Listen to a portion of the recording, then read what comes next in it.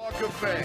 It's Sunday Night Live with the late Joey Reynolds Show, the world's first triple cast on radio, TV, and internet.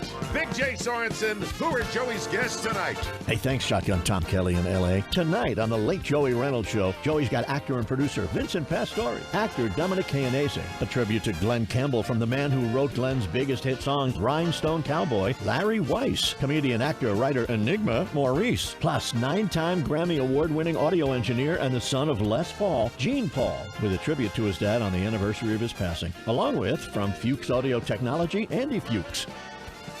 And now, here's Joey.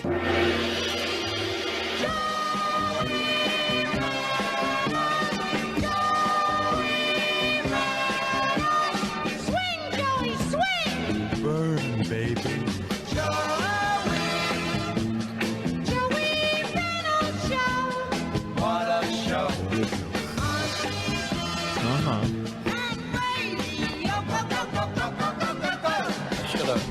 I should have called one of those doctors on the doctor show. Yeah, you should have. My spleen is hurting, doctor, and I have a cold. I'm calling for my sister. Nobody ever wants to take credit for something wrong in the family, directly. No, of People course not. want to hide behind everything. Yeah. How'd you get that cold? Where'd it come from? My daughter grows medical marijuana. Oh, well, that'll help. Yeah. What do you mean, where'd I get it from? Heaven. I don't know where you get cold. Well, you were in Buffalo this week, so... No, yeah. that's not where you get cold. Oh, okay. Buffalo, don't Just get stop Buffalo. snowing yet? Buffalo doesn't need you to aggravate it. Believe me, it has enough of an image problem. I know. No, actually, they're up and coming. Yeah, that's because I took it to Lenovo for pizza. That's why. Oh, yeah. Well, yeah, that was good. And whether my cousins. I know. What I are you know. They were talking treating you about? like deity. You know, they were bowing down to you. But they do that in every city. If you really wake up a little bit here. Sure, they do.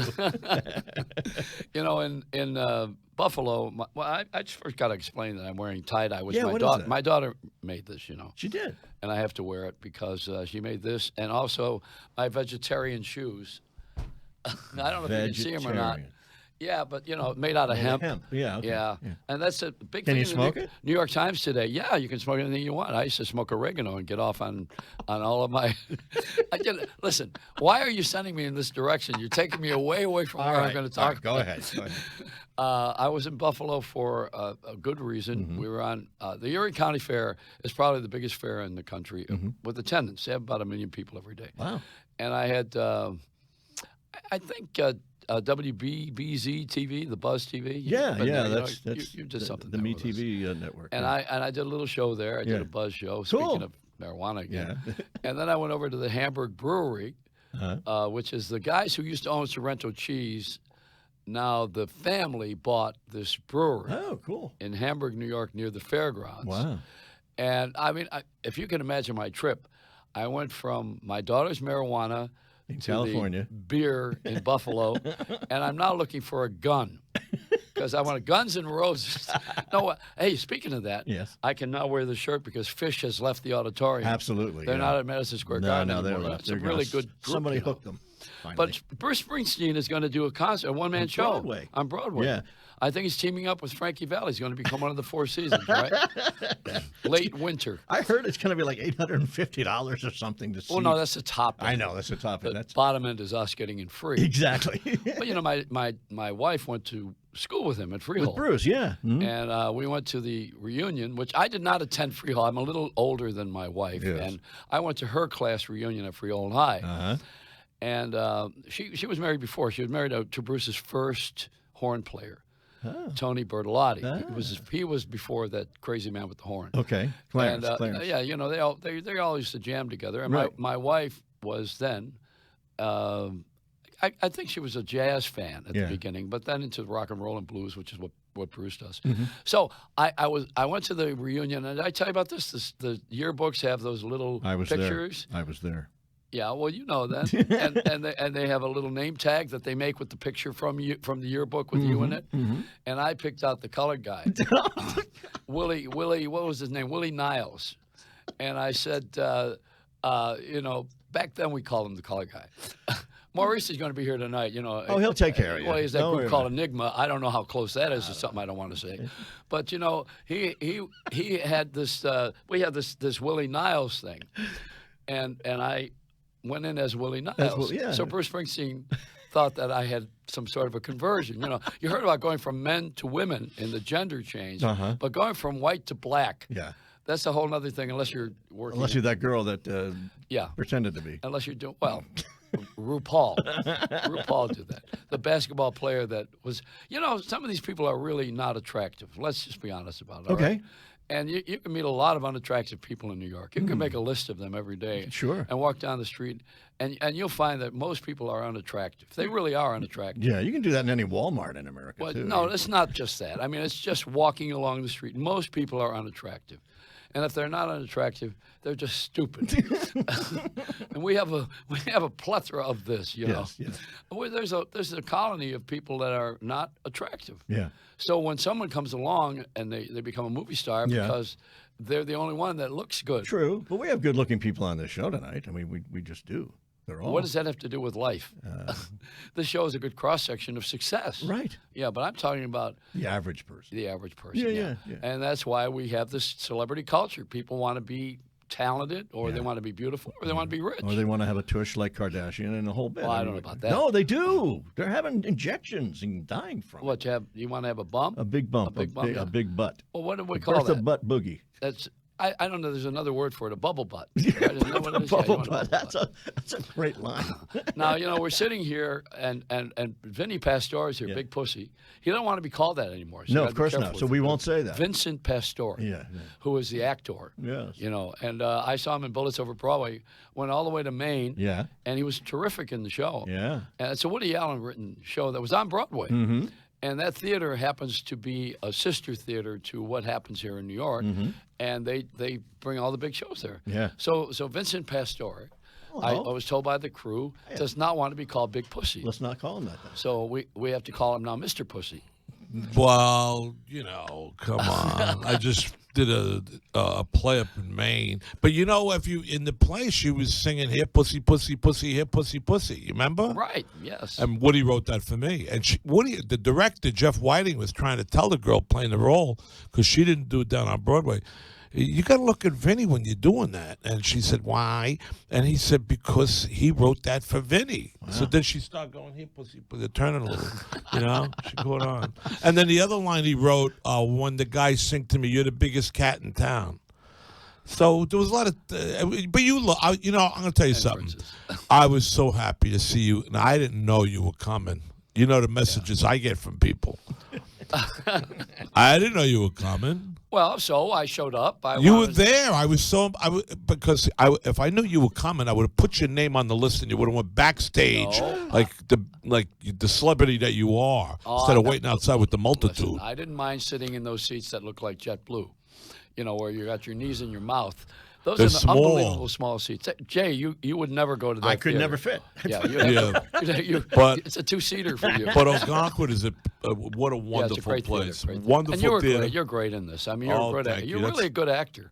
And, you know, I mean, with all that we know about you with singing and goofing around and the Wise Guy show and all the things that you are to us. Yeah, but I in that play, I bite into it. Good. Yeah. You were good. And you know what I was thinking? I said to my friends I was with Jim Bolabuk and his buddy. You know, Yeah, the guys you introduced me to. and I said, he ought to do Guys and Dolls. I said that to Brad up there. I said, me and Sally do Guys and Dolls up there, and she could play the woman who runs the Salvation Army. Now, Sally Struthers It's funny. is very well respected there. They write parts for her in shows. She's done 14 shows up there. And she's really such a great person. Yeah. And you two together are We're magic. funny, yeah. Yeah. She has a big fan base up there. Yeah. She lives right off of Bourne Road. I can tell you, nobody knows down there where Bourne Road is. And she lives up right near the theater, and they love her. They love her. She goes back every year and she does a show, and that was the first time I ever met her.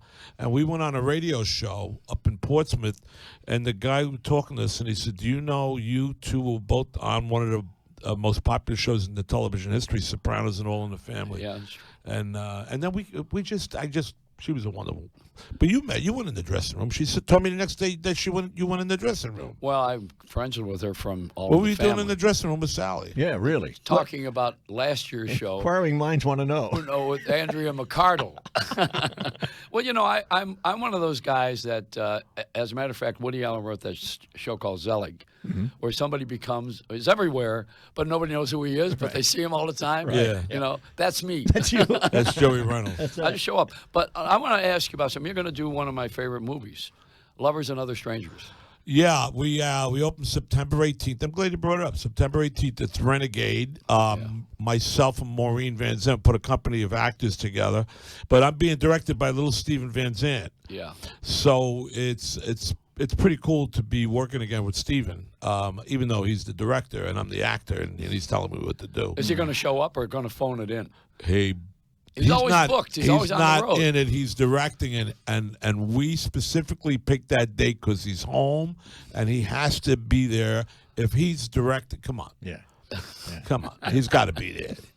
But he's a great guy for you. I love him. And he's I love always He's very supportive of what I do. do. The Rascal Show. He did the Rascal He did Show. the Yes, he Rascal did. Show. He and Maureen use their own money. Yeah, we got to Their own get them money. on the show. We really do.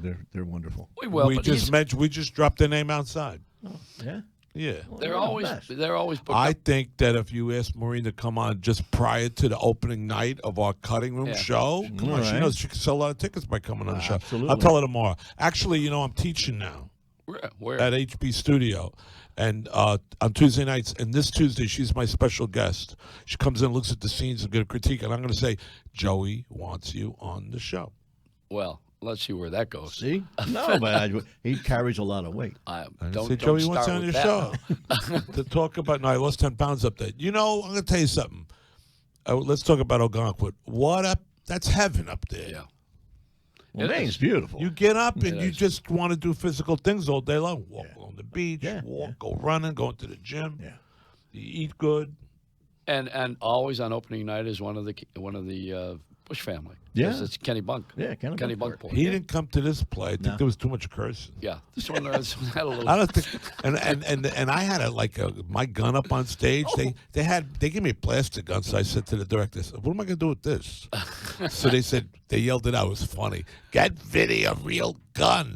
So they got me a real gun, and they blocked the pistol, with wax and stuff. Yeah. But I had a real piece up there. Whoa. And then I said, when Bush is coming, I can't. They won't let me have this thing up there. No. But he never showed up. Oh, wow.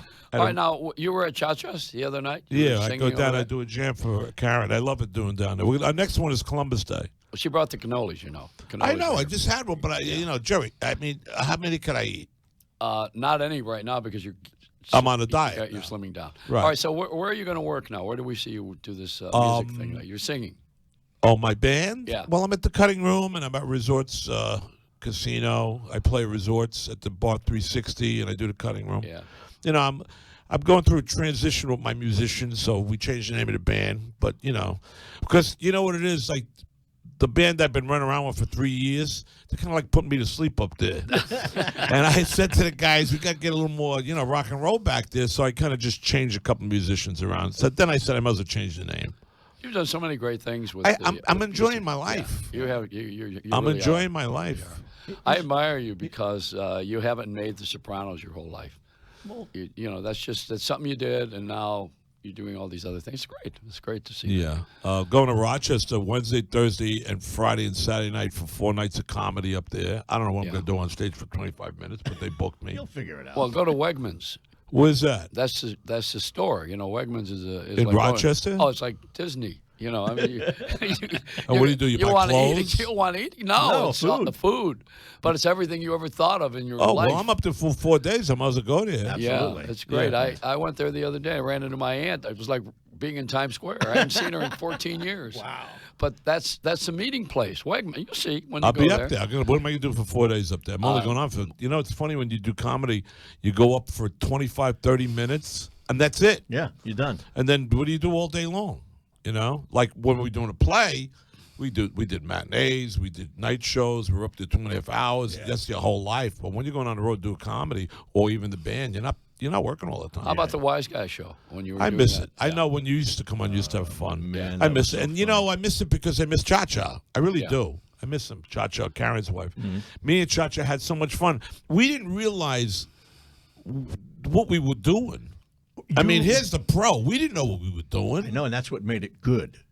No, honestly. But we didn't know what we were doing. But it was fine, and Yeah. you could curse and you could do Nah, we everything. really weren't supposed to I know, curse. but you did. There were things that we said and did that it would... was like five guys Yeah. sitting around a table Yeah. playing poker with Yeah. They were on That's what it- XM Sirius, Sirius, which was yeah. XM. Yeah. At one time, it was even a bigger show than Howard Stern, I think frankly. so. I Then think he it was. came in. We Yeah. were bigger than that. Yeah. But you know, one night towards the end, after running 5 years, I actually had a fight with my producer Yeah.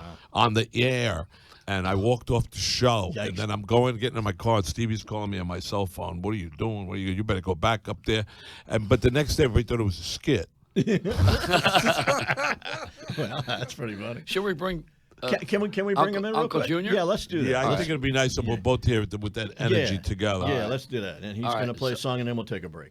Oh, we're going to take a break now? Can we do that now? Can we take the break now? I don't know. Yeah, let's- yeah, making this Well, up do as you go? want me here when he comes in? Yeah, absolutely. Let's do that. Let's Okay. do that. Okay. All right. All The right, Late Joey. Dominic. Go ahead. The Late Joey Reynolds Show is brought to you by TiedInMedia.com. Tied In Media takes the most successful brands, e-tailers, and millennialpreneurs to the next level. Visit TiedInMedia.com. TIED. This is Sunday Night Live with the late Joey Reynolds Show. Today, I will help save a life. Today, I will make a positive impact on my community. Today, I will network for a cure. Today, I will become a go-giver. Together, we will make a difference. Our mission at pinktide.org is to bring the business community together to support organizations that have a direct impact on our community. Join a growing movement that will contribute $100,000 to local charities each quarter. Visit pinktide.org and join us in making a difference. Life in Plainview, Long Island is about to get sweeter. Plainview Chocolate Works will soon be opening their sweet doors, offering premium Belgian chocolate delights. Get a mouth-watering candy selection to satisfy the most sophisticated sweet tooth. Oh, this is sweet. Have the ultimate party experience inside a hands-on chocolate studio. Plus, get custom-branded chocolate gifts that will take your personalized party favors and corporate gifts to a sweet new dimension. Plainview Chocolate Works creates one-of-a-kind 3D chocolate sculptures, customized gift baskets for any profession or occasion, dipped to perfection platters, handmade truffles, and more. You'll love giving back to the Long Island community with chocolate charity, as 5% of your Plainview Chocolate Works purchases are donated back to pinktie.org. Their efforts support charitable organizations in the local community. Learn how your purchases are making a difference, and stay tuned for details about the Plainview Chocolate Works grand opening date and festivities. Call 516-252-3855 or visit pinktie.org/chocolateworks. You found a true variety show with Sunday Night Live, audio and video. It's the late Joey Reynolds Show.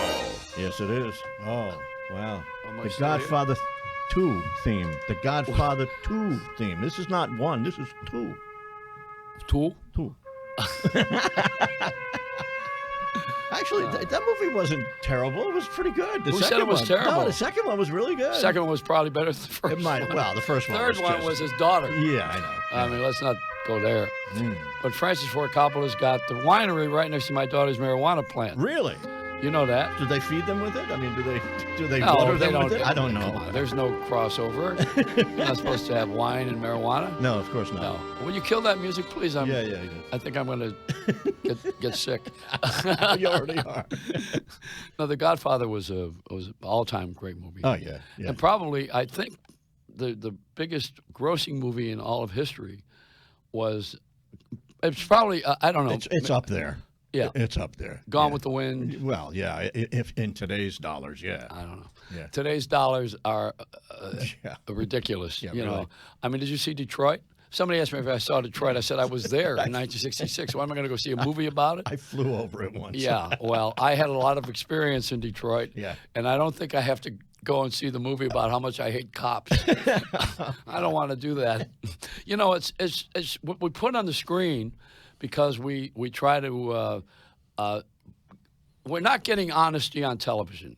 We're not getting it like we used to. No, we're not getting. no. We're getting editorial opinions rather than facts Mm-hmm. first. People will get on television and tell you what they think of something rather than what is. I want to hear what is, and then I'll tell you what I think. But we're not doing that. They come out right away with what they think, and they create this talk environment, which we don't do on the show too much because Don't need to. No, because we have true talent here. Yeah. Like Dominic Chianese is here. That's right. He was a movie star before he did the television show, Well, just for you to know. There you go.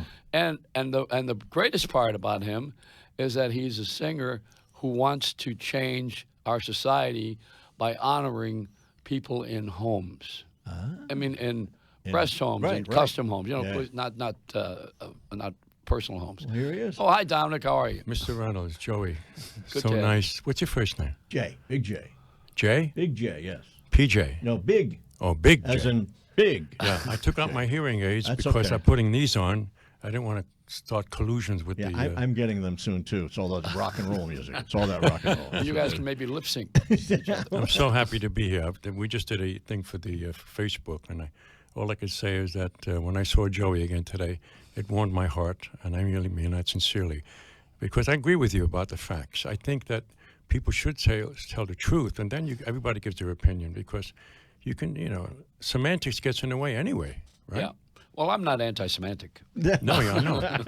No, you're not anti-Semitic. Neither am I. No. So Dominic has an idea, and he said something to me in the car. I hope I can reveal this.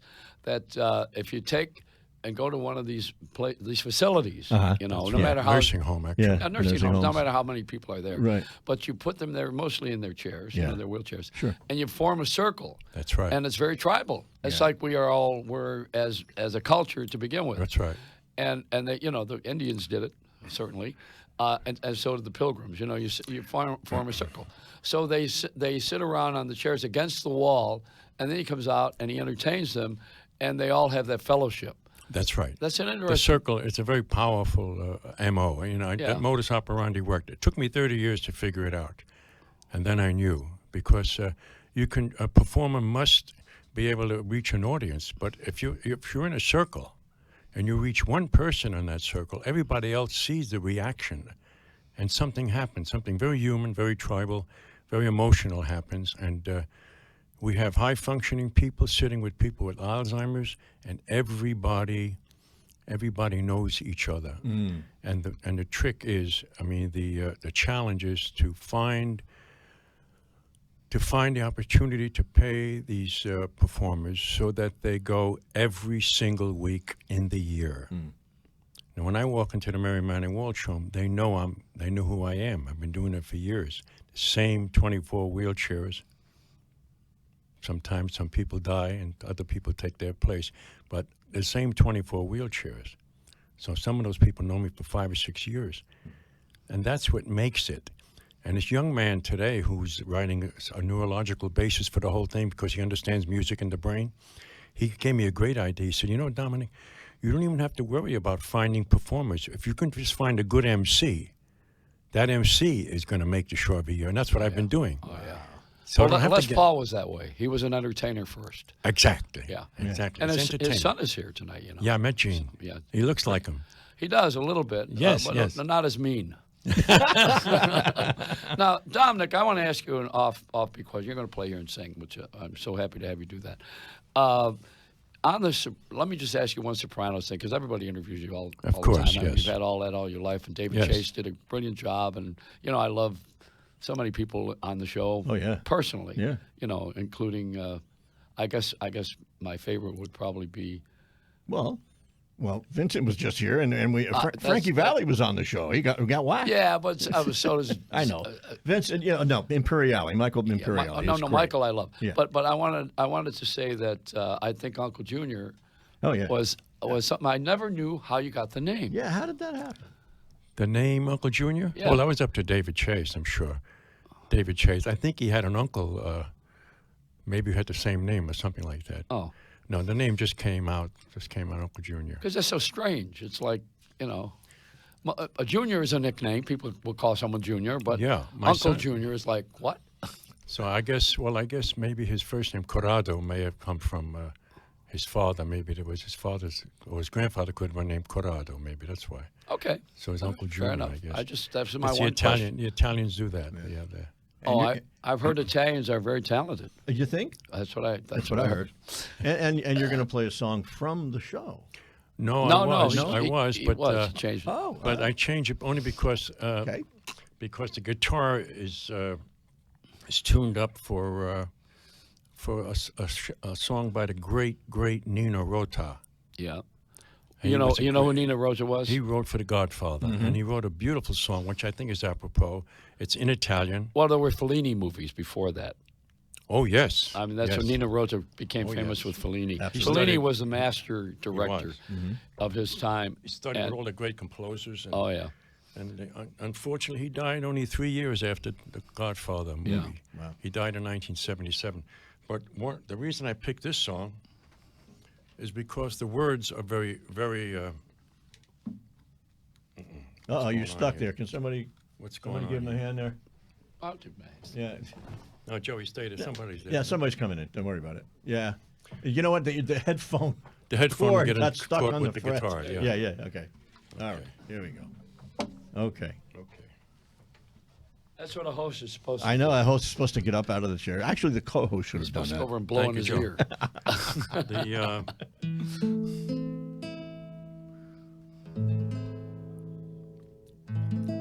What does the song say? I'll have to give you the English translation.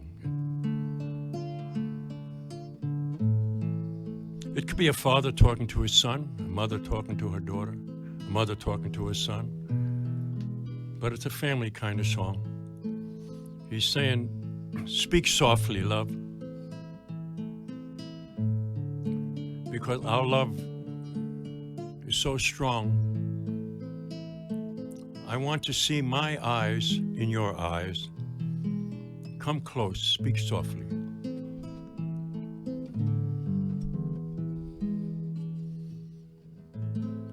Parla più piano e nessuno sentirà. Il nostro amore lo viviamo io e te. Nessuno sa la verità, neppure il cielo che ci guarda da lassù. Insieme a te io resterò, amore mio, sempre così. Parla più piano e vieni più vicino a me. Voglio sentire gli occhi miei dentro da te. Nessuno sa la verità. Grande amore, mai più grande esisterà.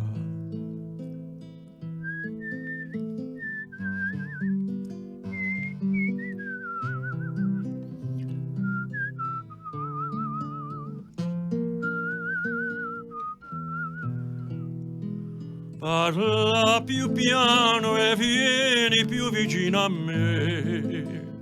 Voglio sentire gli occhi miei dentro da te. Nessuno sa la verità. Un grande amore, mai più grande, esisterà.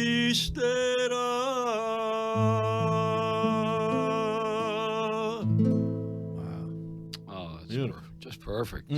So, these are the times you wish you had an audience. Oh, yeah. It's just silent, and you say, wait, this is not a recording session. Come on. Right.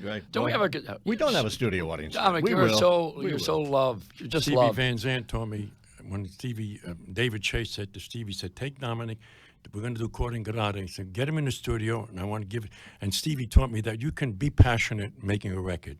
I used to think because I was a kid, grew up in the 30s and 40s with music, I thought you had to be pure and quiet. No, you can let it go. But you can be passionate. Yeah. But Bing Crosby, Al Jolson, Frank Sinatra, Pat Cooper, Nat King Cole, these guys were passionate. Yeah. But I said Pat Cooper. Pat Cooper. You know what I'm saying? He's passionate. I know. We've got to take a break. Dominic knows back I know, first I know. work. And Martin Scorsese and Robert De Niro keep him on the sidelines. Yeah. Oh, also, you have a nonfiction book that you're looking for a publisher for? Yeah, we have a nonfiction narrative that Matthew W. Sargent and I went down to Tennessee. He lives down in Franklin.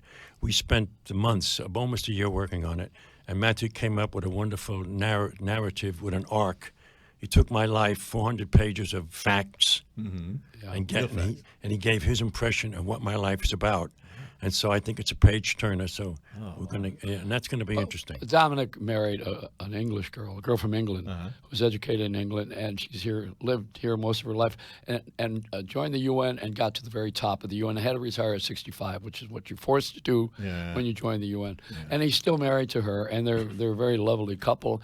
And he's thinking maybe to start another beachfront with his concerns in Europe. Yeah, and go to the place where his wife is from, and great. Honor her. That's great. That's when love you do too. something, when you do something out of love, it may turn out. I think God blesses it. Yeah, you're great. You're great. I love you. I love you. And you can't vote on it.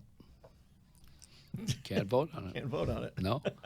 All right, we'll be right back. Dominic Chianese. All right, thank you. And the Thank Late you, Joey Joey. Reynolds Show is Thanks, brought to you BJ. by Leap EDU. Become part of the high-paying, fast-paced New York real estate industry. Call 844-303-5327 or go to leapedu.com. This is Sunday Night Live with the Late Joey Reynolds Show. Social media is the marketing sensation. Every day, there are over 1 billion likes and tweets around the world. YouTube, Facebook, Twitter, LinkedIn, and others have taken over as the #1 form of communication. Take advantage of this phenomenon. Talk with TideInMedia.com about building a vital social media strategy. Go to TideInMedia.com. That's TideInMedia.com. They'll help guide your business through social media, web development, and marketing. Building your brand and taking your business to the next level is what Tide In Media does. Many of Tide In Media's clients have been featured on Fox News, People Magazine, MTV, and other top-tier networks. The most successful businesses are leveraging the internet. Follow in the footsteps of the Late Joey Reynolds Show and visit TideInMedia.com. That's TideInMedia.com. Or call Tide In Media today at 844-373-8433. That's 844-373-8433. And tell them the Late Joey Reynolds Show sent you. Are you in debt? Can't make your monthly bills? Are you making your payments but the balances aren't going down? Bankruptcy might be right for you. Don't be fooled by debt consolidation. The process is expensive and can take as long as 5 years. Debt consolidation is a business. Bankruptcy is the law. Go now to nybankruptcy.com. Schedule a free consultation with a duly licensed attorney. Don't put your financial life on freeze for 5 years. Start rebuilding your credit in as little as 90 days. Debt settlement? Most people can't settle their debt because they don't have the money. Bankruptcy is your fresh start. Go now to nybankruptcy.com to schedule your free consultation. Your financial life will be reviewed by a duly licensed New York attorney. Each case must be reviewed and there are rules that apply. Not all debt is dischargeable. Not all people will qualify. Bankruptcy is not the end. Bankruptcy is the beginning. Visit nybankruptcy.com today. You can listen on air or online. Plus, watch the Late Joey Reynolds Show right now with streaming video at SundayNightLive.com. Like a rhinestone cowboy, riding out on a horse in a star-spangled rodeo. Oh, I never wanted to say the late Joey Reynolds, I'll say, but I don't want to say the late Glenn Campbell. Yeah, I know. I was really saddened by his death. Now you talk about having a gang twang today with Les Paul's son here, and also with a guitar genius with him, and Dominic Chianese playing this wonderful guitar song. I know, amazing. Glenn Campbell was probably the best studio musician ever. A lot of people say that. Well, gee, that's why. Yeah. And he was California, which we didn't really like. You know, New York's a little snobbish. And although Les Paul is from California. Right. Well, he played with the Wrecking Crew, who were behind, so many hit records, Glenn Campbell. Well, I think he played with the Beach Boys. Yeah. I think he went on the road when one of them turned into a vegetable. Yeah, right. That was one of their albums, I think. Yeah, fruits and vegetables, they share the same bin. All right, now we got Larry on our Weiss. Larry Weiss is my friend. Yeah. And he wrote Rhinestone Cowboy. Who would have thought? Wow. Larry, are you there? Yes, I am. Hey. I have a wonderful story about Glenn doing an early session with Frank Sinatra. All right. He was probably around 17. He started to get picked up really quick when he came to town. He didn't read, but he had a very unique style, and he had a great ear for chords. So he gets called to do this session with this album session with Frank Sinatra, Nelson Riddle, and usually Glenn would sit between two musician friends, the bass player and the guitar player, and they would give him a little jab to let him know when he had to do a solo. So the way Sinatra did his sessions, he had tremendous preparation, and by the time he walked into the studio, he knew what the arrangements were. There would be one rundown, one take, the next song. So they did the one rundown. Glenn got a little nudge in his rib, and he played a solo. And after it was played, Nelson Riddle came over the loudspeaker saying something musical, like Mr. Campbell, I guess you didn't care for the such and such musical thing. And then Sinatra came over the loudspeaker saying, Mr. Campbell, whatever you were playing was magnificent. Carry on. Wow. Wow. A correction. And he wasn't corrected from that point on. But if Nelson Riddle knew that he couldn't read, he would have been ejected from the studio. Well, you know, Glenn Campbell had done something in my life. I could tell you a little something about him. But I would rather talk about you, Larry, because we've known each other since 20th Century Fox. That's right, and, long time. I apologize for having a little bit of a cold tonight, you know, which Wayne Newton never did. He would come out there and do, Dr. Shane. and everybody went, what the hell went wrong with him? He'd never tell you, I have a cold tonight and I can't do it. Yeah. You know, instead you just go through with it. The show must go on. Yeah, like tonight I'm going, hey, hi, Larry. You know? But, you know, I've known Larry from California. He lives in Nashville now, I think, most of the time. Right. And he's a wonderful writer and a promoter, too. Oh, yeah. Because you had to do both. And you remember when Mike Kerr first moved from L.A. to Nashville and dignified Nashville with I think it was called there was a choir he had with him. Remember? Oh, yeah, I can't think of it. America Singers or something like that. Yeah. Young America. Right. But he was very, very, he was first. Yeah. And then Larry went. Mike Curb Congregation? Yeah, that's Yeah, it. right. But why did you move to Nashville? That's what I wanted to know. Well, I just felt that L.A., I was getting burnt out in L.A.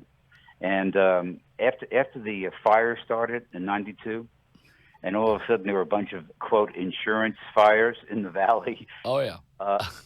One morning I got up and I looked and I walked down the street. I lived in Studio City, and on the side of a restaurant that I would frequent, this Italian restaurant, all of a sudden there were gang markings. And I said, you know, I think it's time to leave.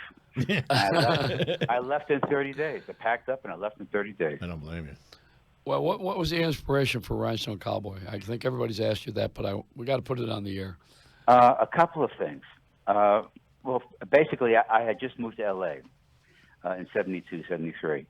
And it was part of it was kind of a reflection on what I had left in New York on Broadway. And the chorus actually was a little bit, was a couple of things. I went to a cocktail party. You know how cocktail parties are. They have the clusters of people, and you hear buzz, buzz, buzz, and an occasional phrase comes out. So I'm walking through the room, and I hear buzz, buzz, buzz, Rhinestone Cowboy. And I'm going, oh, that's an interesting title. So I thought about it for a while, and I decided to start writing the song about a reflection of what I had left and what I was still pursuing. And when I was a kid, I loved cowboys. I loved going to the movies and seeing Roy Rogers and Gene Autry and Les LaRue and Bob Stone and Johnny McBrown and Tex Ritter. I loved the way he sang. And so I was a cowboy in my heart. So I made Rhinestone Cowboy a hero figure that I wanted to be like a rhinestone cowboy. Mm-hmm. But the imagery for it, I got from a movie. In the late 40s, Joel McCrea did a movie about Buffalo Bill.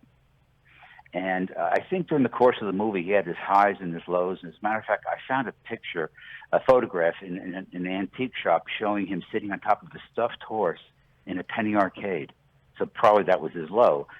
But in any event, the last scene in the movie, he comes out into a a rodeo with flags draped over the seats on a white horse dressed in white from head to toe, and the horse takes a bow and he tips his hat kind of to thank everybody. To me, he was the first Rhinestone Cowboy. So I remembered that image, and that's why I wrote I'm riding out in the horse from the Star Spangled Rodeo. Yeah. It's like Nudies. Remember Nudies in the Valley? Well, Manuel, my buddy Manuel was the designer at Nudies. Yeah. And as a matter of fact, he designed Johnny Carson's outfit when Johnny did a spoof on the song. That was great. Yeah. I remember I remember going to Nudies with Mickey Rooney's wife, Jan Chamberlain. And in those days, Paul Lynde was riding Side Saddle. It's a pretty interesting time. Very funny. Well, Larry, I want to, before we end here, because this is a short form show, it's not like when I had that 5-hour show. You did a great song about your daddy, and I wish that we had that. What's it called?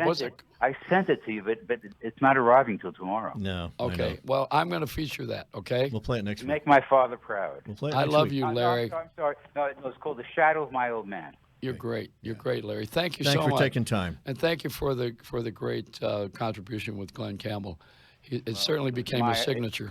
My honor. It really was my honor. And build that hotel, the Rhinestone Cowboy, and get that Broadway show, Rhinestone Cowboy. Yeah. That starts into development at the end of October in Idaho.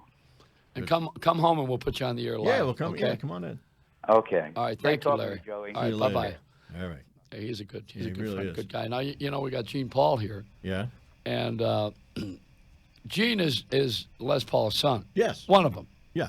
Les had a couple of sons. Yep. And unfortunately, his other son, who I was friends with, passed away a couple of years ago. But Gene is a recording genius, and so was your dad, of course. The word genius doesn't have to be put. I appreciate it, but okay. Let's just stuck with a recording engineer. All right. Well, you're modest. Your father was left $600 million, and he didn't leave you a dime. Well, that's part of being a genius. And I was friends with him, as you know. Yeah. And I did all this stand-up with him every week. He left me a bill. Well, you got a nice picture right there. Yeah, That's you do. it. Look at that. Beautiful. This is a 3D picture, which is done. Clayton Muncie has kept the flame alive with the organization for Les Paul. Now, who do you have with you? This is like Talent Scouts with Arthur Godfrey. Who'd you bring with you? Andy's here. Andy. How are you? With the Les Paul signed guitar. Really? Oh, can we maybe show that on camera? Yeah, That's a sign. Absolutely. Yeah. What camera would you like to show him? There we go. I'm in Right that here. camera over there. Wow. That's good. I was fortunate to know Les through Wayne Wright, who was Les's first rhythm guitar player many moons ago. And one night I was telling Gene in the car, I got a phone call from Wayne, and he said, we're going to take a ride to Les's house. And Wayne was always a character. I just assumed he was joking around. And he said, no, I'll be there at 8 o'clock. Let's go. And we drove up to Mahwah, and it was part museum, part residence, part Disneyland for a kid who played guitar and loved electronics. And over the years, I always made it my business to see Les perform at least once a year when it was Fat Tuesdays and later on into Iridium and stuff. And every now and then I'd give him a phone call. I was always, believe it or not, I was too timid to hop in the car and drive up to Mahwah and just knock on the door. And ironically, Gene said, you should have just done it because he loved company. And I'm like, now I find this out, years later. Oh, yeah. And it was just such a great experience. Only if you can stay for 3 days. Really? Yeah. For a short conversation. Yeah, pretty much. But I got to play with him. Yeah. I got to play bass, and Les picked out a couple of tunes. We plugged into the console, and we rocked out. And a friend of mine, of my wife and I, played with Les Paul and made an album together, made some music together. Lucy Harris, who passed away, and Bob Harris, and they worked with his dad. I tell you what, that CD knocked me out. I heard it one night on the radio. Somebody on WFMU who plays obscure music. They play anything. Oh my God! Well, let's tell everybody what that is because we're out in L.A. They don't know what that is. I immediately jump on the computer. I'm like, who the heck is this? Yeah. And that's a radio station here in New York. In New York. Yeah. It's a Public independent freeform radio station way down on the bottom of the dial where nobody ever goes. And I looked up online what it was, and of course the CD was like in the cutout bin for $4. Wow. And musically, it was astonishing. First of all, Bob is an astonishing guitar player. Oh, yeah. And Lucy had an angelic voice. And Les appreciated it as well. Are you recording anything anymore? now at this point? Right now, I'm mastering CDs and mixing. And I have a small company, G&J Audio, and it's over in Jersey. And been very fortunate. We've my partner and I, Joel Kerr, have been doing this now for 30 years. And that's after his legendary career at Atlantic Records. Yeah, I mean, recording Killing Me countless Softly talents. with a Song. Yeah, He well, engineered you that. did a lot of them. Now, what happened with your dad? How do you process all of that now? He was so bigger than life. Well put, because as a kid, I looked at it as every kid had a father that had a studio in his house. And 10,000 guitars. That invented a multi-track tape machine. Reverb and everything, yes. Built a cutting lathe and taught his kid how to engineer and place mics and all of that kind of stuff. So growing up was like that. And then he'd say, well, I've got a tangent that I want to go on. Would you help me? And I didn't know anything. So he'd say to me, could you go down to the basement and wind me some coils for the pickups in his guitar? And I'd walk in the room and his guitar would be upside down, things would be hanging out, a soldering iron, and I thought, oh, here we go. You know? Well, you said he was not a true inventor. Wait. I know there's more. I wish shut up for a minute. Whose show is this? I can go any direction you want. Well, I want to go this direction. Steve Wozniak, who is an inventor, nominated your father into the Inventors Hall of Fame after I introduced him. Oh. And it's Steve Wozniak's birthday today. Oh, wow. And he's the inventor of Apple, as you know. And I talked to Steve, and I said I was going to mention it on the air and have you on the air today. And he put your dad in there. And I called Les, and I said, are you in the Inventors Hall of Fame? He says, what the hell is that? And he says, I don't know. They put me in all these things. I'm in everything. I don't know where I am. And I said, well, Steve Wozniak wants to put you in there, and he's on the committee, and he did. So he's in the Inventors Hall of Fame. It's funny that none of these things I look at with Dad, none of these things did he go after as an invention. Mm-hmm. He went after because it was a means to his end. It was a quest. And the end was performing. Entertainer. He's a great entertainer. Him and an audience, and that was his spinach. He just lived for that. And I watched him for years on the stage with Dad and Mary, and was fortunate enough to play drums with him. He got me doing that, and he would not build a guitar because he wanted the patent. He wouldn't build echo. He wouldn't experiment with delays and stuff like that. So over the year, when you said before that looking at it now as an adult versus a big adult versus being a kid, I looked at it totally different. When I was a kid, I thought everybody had what I had until I got on the road and was in Vegas at 16. Then I figured, no, it's not that way. But his inventions, he truly, to me, made one invention that he never used, and that was the 8-track machine. Wow. Mm. He built it because it was a time in his life in which he could get nervous if he didn't do something. Yeah. And he didn't have the career going, and he took and had a question in his head. And whenever he had a question in his head, it turned into a big thing.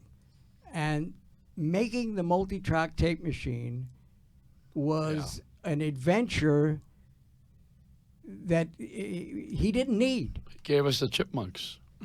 No, it didn't. But the funny part is he never made a hit with it. Yeah. Wow. And he never patented it. Oh, big mistake. Back to what you were saying about, I didn't know I was in this hall of whatever. He didn't care with that. Well, I know when he was dying, and he didn't know he was going to die, and I was around, and he was not a religious man. No. And a priest came into the room, and I said, uh-oh. I knew we were in trouble. Yeah. There's a guy with a Roman collar walking into this Yeah, guy. you know This is the something's wrong room. So he says, he was waving his hand, and I said, what are you doing? He says, there's a fly here. And he said, he wasn't here before you got here. All right, we got to get out of here. You got to bring Maurice We out have here. a couple of minutes. Let's bring Maurice, him in. Maurice. Joey, what's going he's on, one of my man? favorite comics. He wrote for Rodney Dangerfield, you know, this guy. Thank you, sir. And he's always got something to say, but I don't never know what it is. I know I always get in trouble when he's on the air, so we put him out at the end of the show. Yeah. Okay. So Maurice, what's the latest? I don't know. I'm still upset over Trump being like in the city this week. I mean, I thought they stopped letting bombs in the city. Wow. See, you never know. I know. I mean, we still got the salad dodger for governor of New Jersey. Yeah, the salad dodger. Yeah, that's what I call Krispy Kreme crispy.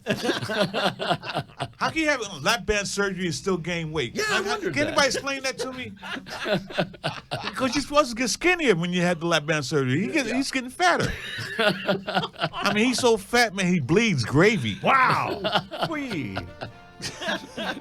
He's so fat, he uses diet soap. Oh, folks. But I love Joey, man. I mean, man, you show me, man, Dominic from The Sopranos. Dominic. I mean, he's a great guest you got here, Joey. Always surprised me. You're one of them. And of course, Jay, who's our engineer? Our engineer is Bruce. And what about the guys who are on the cameras? And all the and of course the Markowitz family over there, and Russ and Evan and everybody's doing the work behind scenes. And when we get a longer show, we're going to have all these guys back, and we're going to talk. Absolutely. Oh, thank you, Joey. I'd like to give a shout out to my nephew. He has a show coming out called Diners, Dinners, and Doing It. We gotta go. William Mosley. Let a smile be umbrella. Don't get a mouthful right. WABC. And the Late Joey Reynolds Show is brought to you by TideInMedia.com. Tide In Media takes the most successful brands, e-tailers, and millennialpreneurs to the next level. Visit TideInMedia.com. It's TIEDIN Media.com. This is Sunday Night Live with the Late Joey Reynolds Show. On Wednesday, September 20th, join Leap EDU, Franklin First Financial, First Equity National Title and Closing Services, and HomeBuyingTips.com for breakfast, lunch, and 7.5 credits of real estate continuing education and networking. All absolutely free. This incredible opportunity starts at 8:30 a.m., goes to 5:30 p.m. on Wednesday, September 20th at Uncle Tony's, 302 Main Street in Farmingdale, New York. This special limited engagement is open to all real estate agents and brokers. Seating is limited and registration is on a first-come, first-served basis. To register, go to leapedu.com today, click on the Uncle Tony's BL&E banner, or call 516-299-6795 to reserve your spot. While you're on the leapedu.com site, click on the Events tab under the About section, where you'll see all upcoming and past events. Leap EDU is a proud partner and supporter of pinktie.org and the Pink Tie 1000 initiative. Don't get shut out. Type in leapedu.com. That's leapedu.com. Today, I will help save a life. Today, I will make a positive impact on my community. Today, I will network for a cure. Today, I will become a go-giver. Together, we will make a difference. Our mission at pinktie.org is to bring the business community together to support organizations that have a direct impact on our community. Join a growing movement that will contribute $100,000 to local charities each quarter. Visit pinktie.org and join us in making a difference. Plainview Chocolate Works designs irresistible custom-branded Belgian chocolate creations, transforming your company logo into a three-dimensional edible marketing message, branding your gift and impressing clients in a delicious way. Coming soon, the Plainview Chocolate Works retail store, sure to be the sweetest spot in town. From personalized gifting to hosting your momentous occasions and networking events in a state-of-the-art chocolate studio. Listen for grand opening details. 5% of your purchases are donated back to pinktie.org, supporting the local community. Learn more at pinktie.org/chocolateworks. 70s.